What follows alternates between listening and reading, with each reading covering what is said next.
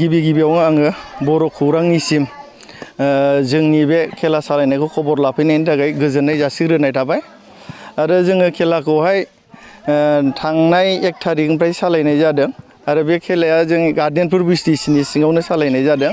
दिनै फैयै सानथाम जोङो सालायनाय जाबाय। दिनै सानसेयाव आङो मोनथाम जायगायाव खेलाखौ सालायबाय थादों। एथलेटिक मोनसे फिल्डआव सालायनाय जाबाय आरो भलिबलखौ मोनसे फिल्डआव आरो काबादिखौ मोनसे फिल्डआव सालायनाय जादों। फुटबलखौ जों गिबि सानावनो खुंफुंनाय जादों।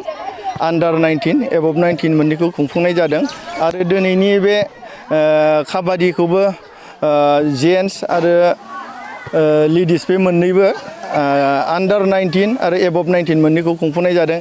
थिग बेबायदिनो एथलेटिकआवबो आन्डार 19 100 मिटार गार्ल्स एन्ड बयस आरो 200आवबो गार्ल्स एन्ड बयस एबभ 19 आन्डार 19 बे सिस्टेमै सालायनाय जादों। बे गेलेगिरिफोरखौ आं बेखौनो खावलायनो सानदों। बे गेलेनायनि गेजेरजोंनो भिसिडिसि लेभेल ग्रासरुट लेभेलनिफ्रायनो जोङो गावबा गावखौ जे सानसे स्पर्ट्सजोंबो जे गावखौ फोथांनानै लाखिनो हायो आरो आथिखालनि सरकारा दिनैहाय स्पर्टखौ लानानै बिराद प्रायरिटि होदों बा भारत सरकाराबो जेरै ISL खुंफुंदों।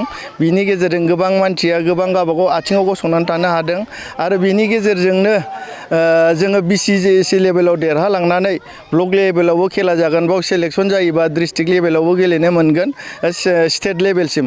जे स्टेट लेभेलाव प्लेयार जायोबा बयबो निस्सय बिसोरो गावबागाव आथिङाव गसंथानो थाखाय खाबु मोनगोन बा स्कलारशिप होगोन बेखौ जोंनो फोरमायदों।